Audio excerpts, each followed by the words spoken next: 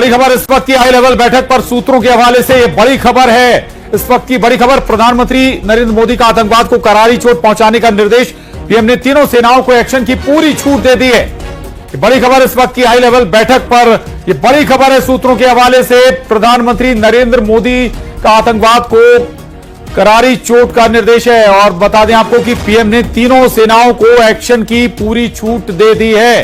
दरअसल आज बहुत बड़ी बैठक प्रधानमंत्री आवास पर चल रही है और इस बैठक में बताया जा रहा है कि प्रधानमंत्री नरेंद्र मोदी ने तीनों सेनाओं को खुली छूट दे दी है कड़े और बड़े एक्शन के लिए।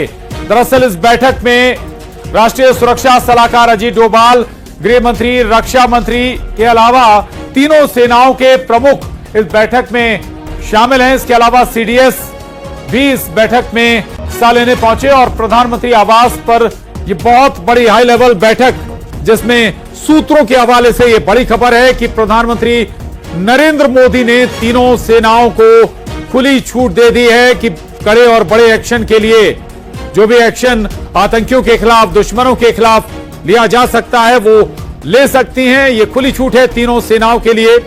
थल, जल और वायु सेना पूरे एक्शन मोड में भी हैं। आपको बता दें कि लगातार एक्सरसाइज भी कर रही हैं तीनों जो सेनाएं हैं।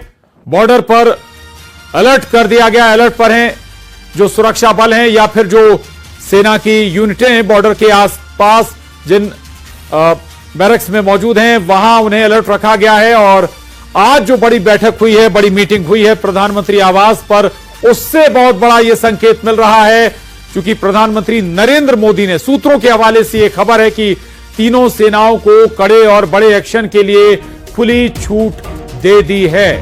ये बड़ी खबर है।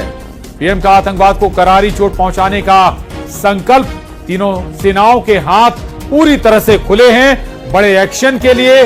जो भी देश के दुश्मन हैं, आतंकवादी हैं, उनके खिलाफ कड़ा और बड़ा प्रहार अब होगा। इसके लिए फ्री हैंड तीनों सेनाओं के लिए दे दिया गया। ये बड़ी खबर है। आपको फिर याद दिला दें कि लगातार सेना, थल, जल, वायु सेना एक्सरसाइज कर रही है, अपनी तैयारियां कर रही हैं और एक तरफ बॉर्डर पर लगातार मूवमेंट भी हो रहा है और एक्सरसाइज भी चल रही है, यानी अपनी तैयारियों में जुटे हुए हैं। प्लानिंग भी की जा रही होगी कि कैसे दुश्मनों को जवाब देना है। दरअसल पहलगाम आतंकी हमले के बाद से लगातार देश में उबाल है, लोगों के अंदर गुस्सा है और लोग चाहते हैं कि जो आतंकी हैं या आतंकी के जो आका हैं, जहां से आतंकियों की जड़ें जुड़ी हुई हैं, वहां जवाब दिया जाए, उनको मुंह तोड़ जवाब दिया जाए। और ये जवाब किस अंदाज में होगा ये भविष्य जरूर बताएगा, लेकिन सरकार कई स्तर पर तैयारियां कर रही है। सेनाओं को अलर्ट रहने को कहा गया है, फ्री हैंड दिया गया है। दूसरी तरफ डिप्लोमेटिक स्तर पर भी सरकार ने कई कदम उठाए हैं। एक तरफ सिंधु जल समझौता जैसा बड़ा कदम जिसे ब्रेक कर सरकार ने लिया है, जो पाकिस्तान के लिए एक बहुत बड़ी मार हो सकती है। दूसरा, डिप्लोमेटिक तरीके से जो सरकार ने कदम उठाए हैं, उनमें जो अगर हम बात करें, बहुत स्तर पर ये कदम उठाए गए हैं जिसका सीधा असर पाकिस्तान पर पड़ता हुआ नजर भी आ रहा है। और आज की बैठक से जुड़ी जो बड़ी बात है वो ये कि तीनों सेनाओं को फ्री हैंड दे दिया गया है बड़े एक्शन के लिए।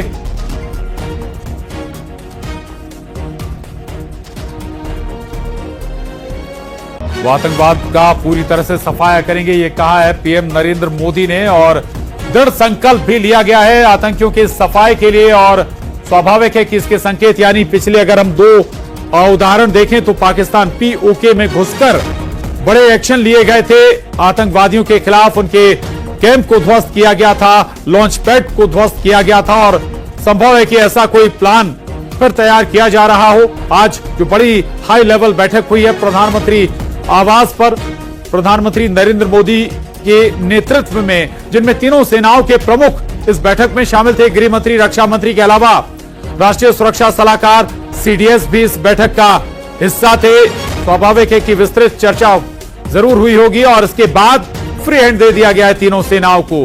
कैसे और किस रूप में ये सेना अपने दुश्मनों से निपटेंगी, आतंकियों से निपटेंगी, इस पर संभव है कि और विस्तृत रणनीति सेना अपने स्तर पर बनाए। लेकिन फ्री हैंड पीएम मोदी की तरफ से मिल गया है। पीएम का आतंकवाद को करारी चोट पहुंचाने का संकल्प इस बैठक के बाद नजर आ रहा है।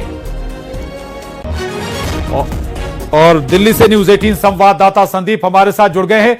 संदीप, क्या और डिटेल इस हाई लेवल बैठक से जुड़ी हुई? देखिए, अभी बैठक जो है तकरीबन 1 घंटे से ज्यादा चली और इस बैठक में प्रधानमंत्री के साथ साथ रक्षा मंत्री राजनाथ सिंह, एनएस अजीत डोभाल, सीडीएस और तीनों सेना प्रमुख मौजूद थे।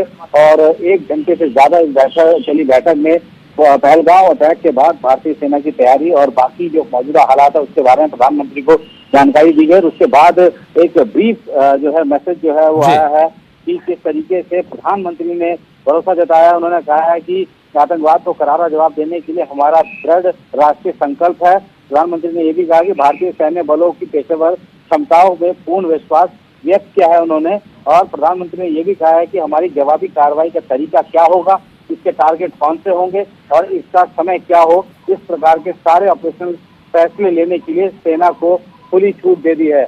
यानी कि अब जो भी ऑपरेशन होगा उसके लिए सरकार की तरफ से, प्रधानमंत्री की तरफ से सेना को कह दिया गया है कि जो चाहे जिस तरीके का फैसला, जिस तरीके का अटैक या जिस तरीके का भी एक्शन लेना है वो ले सकते हैं, वही लेंगे और जगह, दिन, तारीख सब वही तय करेंगे। बिल्कुल संदीप, अगर पिछले 2 उदाहरण देखें तो तब भी इसी तरह का अंदाज था कि फ्री हैंड सेनाओं को दिया गया था और उसके बाद हमने बड़े एक्शन भी देखे और कुछ उसी तरह का ऐसा लग रहा है कि शायद अंदाज है। और हो सकता है कि स्वाभाविक है कि जब सेना को फ्री हैंड दिया गया तो अपने हिसाब से तैयारियां होंगी, अपने हिसाब से रणनीति बनेगी, प्लानिंग बनेगी और समय के साथ हमें वो नजर भी आएगा। संदीप, बिल्कुल, देखिए जिस वक्त ये चीन और भारत के बीच विवाद शुरू हुआ था पूर्वी लद्दाख में, उस वक्त ही प्रधानमंत्री नरेंद्र मोदी ने पूरा खुला छूट दिया था सेना को कि ग्राउंड में किस तरीके का एक्शन लेना है, फैसला लेना है, वो खुद डिसाइड करेंगे कि क्या फैसला लेना है। उसके लिए बार बार वहां जाने की जरूरत नहीं है कि आपको हेडक्वार्टर में जाके बात करनी है, वहां से परमिशन लेनी है। जो भी फैसला लेंगे सेना के कमांडर, लोकल स्तर के कमांडर आसानी से किसी भी तरीके के एक्शन को लेकर फैसला ले सकते हैं। तो प्रधानमंत्री ने उस वक्त भी सेना को पूरी छूट दी थी अपने हिसाब से ऑपरेशन करने। जी संदीप, ठीक है, आपका शुक्रिया अपडेट्स देने के लिए। तो कुल मिलाकर तीनों सेनाओं को एक्शन की पूरी छूट का जो एक चेहरा है ये बेनकाब होते हुए आप धीरे धीरे देख रहे हैं। और पहलगाम में हुए आतंकी हमले के बाद अब जांच का दायरा जैसे जैसे विस्तार ले रहा है, चौंकाने वाली खबरों का पर्दाफाश हो रहा है। जांच की इन्हीं कड़ियों के बीच घटना के समय का एक और सनसनीखेज वीडियो हमारे पास है और वो वीडियो उस समय का है जब गुजरात का रहने वाला ऋषि भट्ट नाम का एक शख्स जिप लाइन राइड शुरू कर रहा था। और ये वीडियो ऐसा सबूत है जिसका इस्तेमाल अब एनआईए अपनी जांच में कर रही है।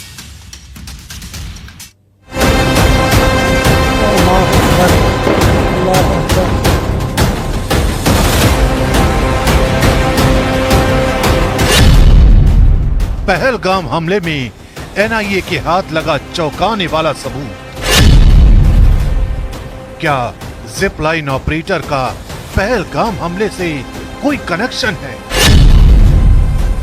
क्या जिप लाइन ऑपरेटर के इशारे के बाद हुआ हमला? जब जिप लाइन वाले वीडियो में कैद हुआ पहलगाम नरसंहार। अल्लाहु अकबर, अल्लाहु अकबर। 22 अप्रैल को पहलगाम की इन वादियों में जो खूनी तांडव मचा उसने पूरे देश को झकझोर दिया है। अब जो सबूत सामने आया है उसने नरसंहार की पूरी कहानी बदल दी है। इस सबूत ने एनआईए को भी चौंका दिया है। और अब सवाल ये कि क्या ये हमला पहले से प्लान किया गया था? गुजरात से आए टूरिस्ट ऋषि भट्ट जो अपने परिवार के साथ छुट्टियां मना रहे थे उसी जिप लाइन पर राइड ले रहे थे जिस पर से ये खौफनाक साजिश कैमरे में कैद है। देखिए पूरा वीडियो जो सिर्फ एक राइड नहीं बल्कि नरसंहार की लाइव रिकॉर्डिंग का सबूत बन गया है। अल्लाहु अकबर, अल्लाहु अकबर, अल्लाहु अकबर। बैठो, पैर लंबा करो।